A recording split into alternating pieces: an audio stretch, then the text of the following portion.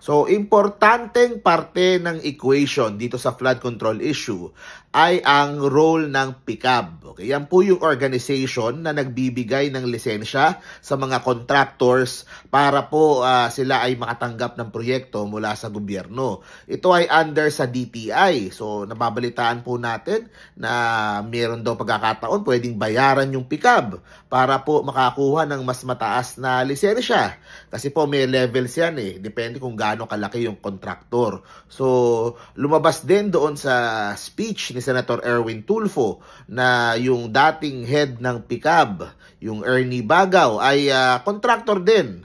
So, possible po na conflict of interest po talaga. Kaya napaka-importante yung pong pag-sasaayos at nitong PICAB at siguraduhin na yung mga papalit na miyembro ay mga matitino at hindi po kasabwat sa kung anumang mga flood control o mga infrastructure corruption ang mangyayari. Ito pong ginawa ng DTI under kay Secretary Cristina Roque. Nagsubmit siya ng mga names ng contractors sa ICI for possible revocation of their PICAB licenses on top of the 15 initial contractors being probed dito sa flood control. So, ngayon inimbestigahan nila kung sinong mga miyembro ng PICAB ang umabuso at naging parte sa korupsyon, either sa substandard projects o kaya sa ghost projects. So, binigay yung pangalan. And at the same time, ay nagbigay po ng bagong rule itong DTI na yung owners of construction firms are now banned from joining PICAB. They will no longer be allowed to own yung mga heads ng PICAB. They will no longer be allowed to own construction companies para po maiwasan yung pong mga conflicts of interest. Diba? Kasi hirap nga naman nun. Ikaw yung nagbibigay ng lisensya sa mga contractors, pero ikaw contractor din.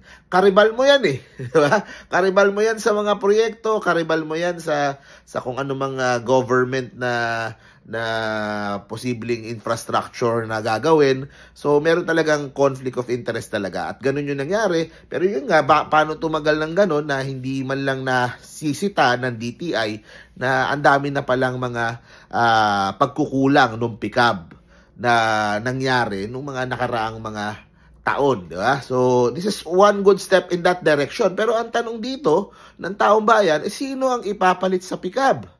Diba? Dapat yung papalit dyan ay may good moral standing. Dapat yung mapagkakatiwalaan ng tao, lalo na sa panahon na mababa yung tiwala sa PICAB. Ang tingin dyan, baka nababayaran yung mga lisensya o may conflict of interest. So, napaka-importante po na yung ipapalit po dyan ay talagang pwedeng pagkatiwalaan. At kumbaga, i-move past yung PICAB dun sa mga skandalo ng mga flood control issues. Kaya ito nakita ko sa YouTube post ni Jake Magnus. Okay? May question din sila dun sa I think kung plano pa lang ipalit ito o ito yung talagang gustong ipalit. One attorney Jojo Jacob na iuupo ni Secretary Roque sa PICAB is Duterte supporter. Okay? Hindi ko alam kung gaano kalalim o kung ano yung naging links nila before, pero yun nga, na-report ni Jake Magnus sa kanyang video. So, sa akin, maganda tingnan ng mabuti. Okay? Tingnan ng mabuti. Kung siya ba, will he be able na pangasiwaan yung PICAB na, kumbaga, with all honesty and, of course, syempre, ang daming issues ang daming ibaban sa PICAB, ang daming mawawalan ng mga lisensya. Yung bang kailangan, we need to develop mga maayos na mga contractors na walang conflict of interest at hindi magpapartake sa mga substandard tsaka sa mga ghost projects unlike before. Ito nako-question din na yung itong si Secretary Roque, merong kapatid, yung dating basketballista, sa pagkakalam ko, na kontratista din. Diba? So, baka may conflict of interest din doon. Diba? May ilalagay siya sa PICAB, tapos meron siyang kapatid na I believe is a contractor din, kung di ako nagkakamali. Diba? So, baka may posibleng conflict of interest din doon Kaya, in as much as gusto kong suportahan sana yung mga moves na gagawin ni Secretary Roque, sana magandang mas maging mas maging open siya kung sa gagawin dito sa PICAB. And of course, kung meron siyang mga kamag-anak, kapatid o kung ano man na contractor din, 'di ba? Na kung may proyekto din sa gobyerno, 'di ba? Baka posibleng conflict of interest din 'yon.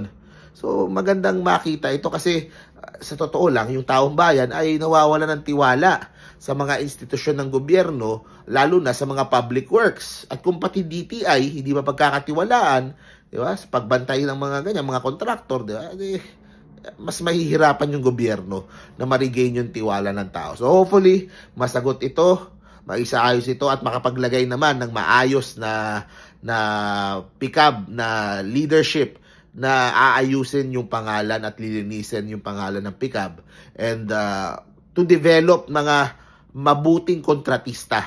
Yun yung aking gustong mangyari.